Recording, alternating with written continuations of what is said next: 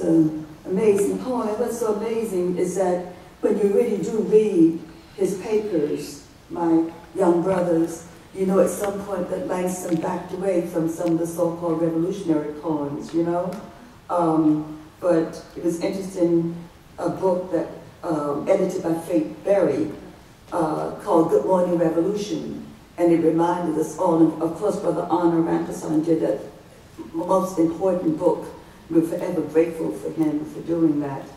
But let me read also another poem by this great man, Langston Hughes.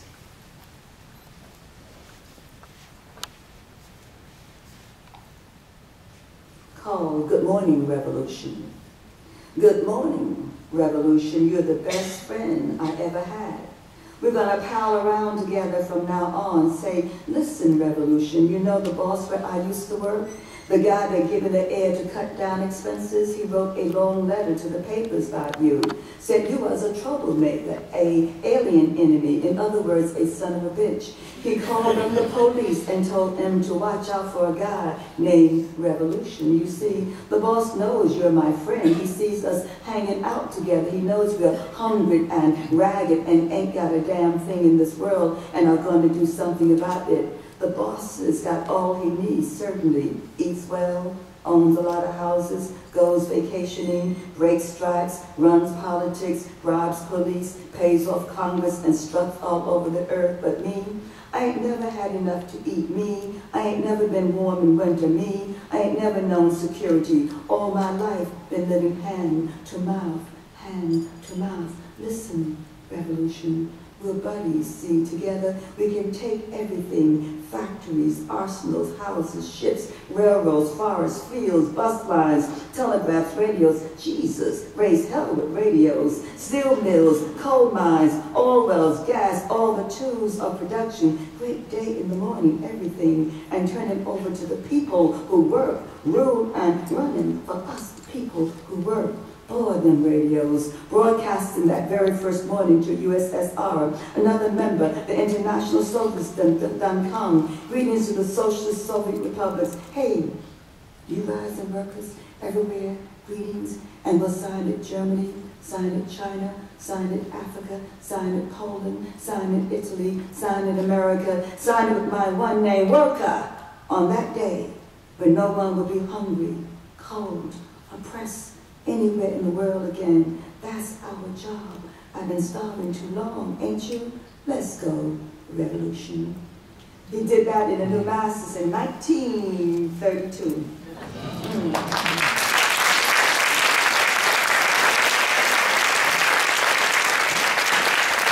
I remember reading that poem in classes, and young students would say to me, well, you know, that poem's talking about revolution. I said, this country is founded on revolution, right? It wasn't spit. It wasn't by golly by gee, I like to be free. You know, it wasn't by golly by gee, I think I'll just go and take a little boat ride someplace, you know, whatever.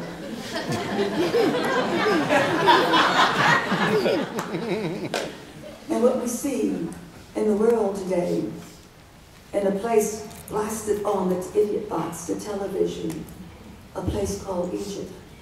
What we see, peaceful people walking in the streets, reminded me of us, you know, against the Vietnam War. Reminded me as I came here of Grace Paley.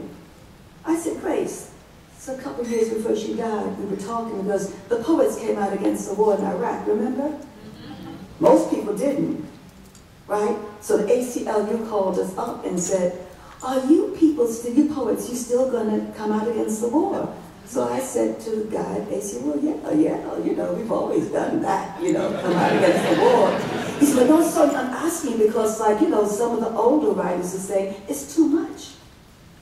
And it is. You know, those of you who know, it does get to be too much to get to the airport 3 hours for, you know, an hour's flight. I get there 3 hours because they check me. So I said to the guy, no, we'll still do it. You know, as I was talking to Sister Grace, you know, about it, you know. But I went out of the country that summer, came back in, and on my telephone answering service was cancellation, after cancellation, after cancellation, after cancellation. And I thought the first two, yeah, I got it, you know. But then when we got in November, I said, I don't got it no more. You know what I'm saying? When you got to Black History Month, where, you know, America says, come on, you Negroes. At Black History Month, right? And we'll give you a gig, right? You know.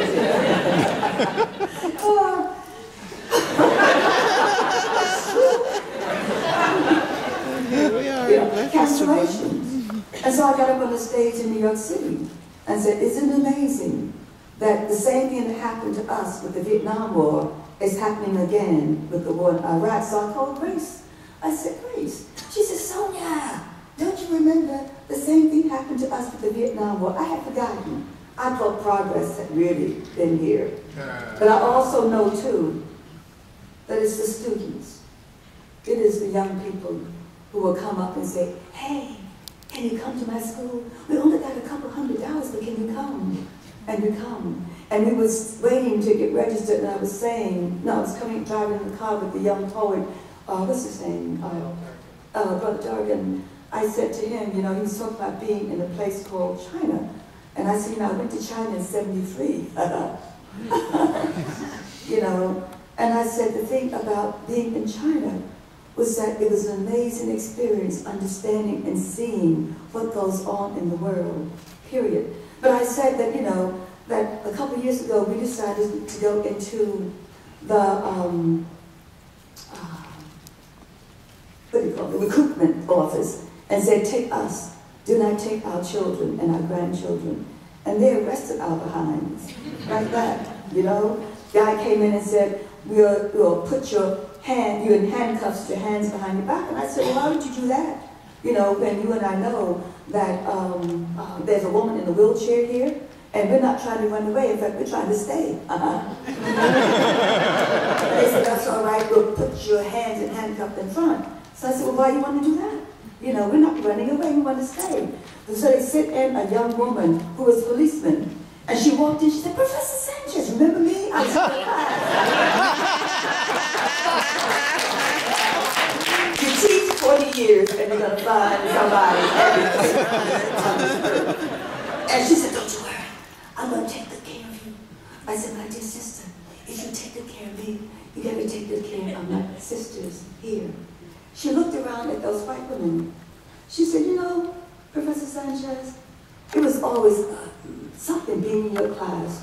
You always stretched us beyond ourselves. Langston always stretched us beyond ourselves. He made us truly understand that this was an earth here for all of us. So when you talk revolution, you're not being seditious, you know, in the way that America says that you are being seditious, just like our founding fathers were seditious. Make no mistake about it. When you talk about change in a place called Egypt, when you go out, you know, 1 million strong, quietly quiet, hugging the reporters, saying hello, whatever, and then you had a man who's ruled for too many years send the goons out, you know, and there we have, you know, what we have there. And at some particular point you understand what that's all about, the people who own the world. Anyway, I want to read the piece that I did for our dear brother Langston.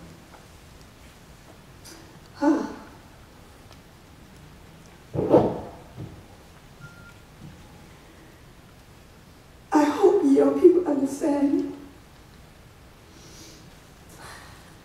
This is not just about honoring him, and it is about honoring him, but it's also about you to go back and reread line by line by line by comma. Notice that there are no commas, and notice that there are no periods. And understand the spaces, the silences there, because there's silences there. Make no mistake about it. I traveled to Cuba for an international writers' conference in the late 70s. After I had read a paper to an appreciative audience, some of the organizers asked me if I wanted anything. I said, yes, I'd like to meet Nicholas Guillen. They hesitated, said he wasn't feeling well, told me that they would attempt to arrange the meeting 2 hours later, they gathered me up, and as I entered his office, he was standing in the middle of the room, feet planted on Cuban earth, legs no longer strong, but arms strong like Elizabeth Catlett's black women's arms. He said, Sonia Sanchez, como Langston Hughes. And I smiled a smile of recognition, folded myself into his arms, and he held me so hard that I felt that I couldn't breathe. And I thought, hell, hold it, I didn't come all this way just to die in Cuba. Then I realized that if I just stopped struggling, leaned into his breath, I would be okay. And I leaned into his breath, and we began to breathe as one. That is what Langston Hughes' poetry plays. Short stories told us the necessity to learn to lean into each other's breath and breathe as one. So listen. Listen, gentle persons, I come to you this afternoon with two voices. I come to praise this man, this brother, this genius, this holy man, this weaver of words spreading cells and gold into our veins. I come with the voice of the praiser. I come with the voice of the poet. I come to you to praise this man who gave us his eyes and we shone, became perennial, who piloted us into the slow bloodstream of America, and we tagged behind, walking on tiptoes, heard his words like jazz, like blues, like seculars, agitating, keeping us on the edge of ourselves, breathing in our own noise, and we became small miracles. Something underneath your hands, Langston man, something mighty, something human, something radical in your hands, accenting our blue flesh, observing us in a familiar city called Harlem, New York, the world, where we returned as birth, blood, water, death, where we became traveling men and women, turning corners, moving like black trains across the city, landless men and women, immortal in our moving, living with nothing, dying from everything. And when you said, ask your mama, and we attempted to do so, the country turned over in its blood, said, what mama, Mammy, Sapphire, Aunt Jemima you talking about? Said, who your mama is my mammy. And all of our mamas stood still, blowing black in the wind. And you gave us early morning names, Madam Alberta K. Johnson, Just Be Simple, Susanna Jones, Scottsboro Boys, Gillian, Lorca, Lumumba, Nkrumah, Nasser, Fidel, Bebop Men, Imploding Spaces, and How to Resist in the Quarter of the Negroes. You gave us the still star of Harlem air, the darker brother star, the Christ in Alabama sky, the knowledge that we were two nations under one America. So much life coursing through your pages, man, so many vacancies filled by your eyes, man. You made us figure out the humor in tragedy, the tragedy in humor, taught us what we were really missing in our lives while we lived 20 years in 10. You knew already that we make our history, but only so much of it as we are allowed to make. So listen, gentlemen, gentle women, pull your hearts out of your armpits. Get your tuxedos out of mothballs. Put your long red dress on, girl, and snap your breasts into place. Dancing on Langston Hughes' tongue, living, speaking without a crutch.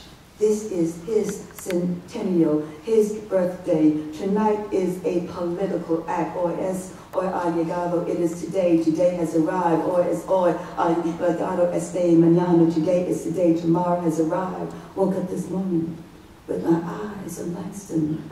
I say, woke up this morning with my eyes on Langston. Woke up this morning with my eyes on Langston. Woke up this morning with my eyes on Langston. Gonna resist, just like him. Gonna live, just like him. And you can't ask your mom about that. You got to do it yourself. Ask yourself, can I resist? Can I resist for Langston, for our children, for humankind? Woke up this morning with my eyes on Langston. I say, woke up this morning with my eyes on Langston. Woke up this morning with my eyes on Langston. Gonna love, gonna live, Gonna resist, resist, resist, resist, resist, just like him.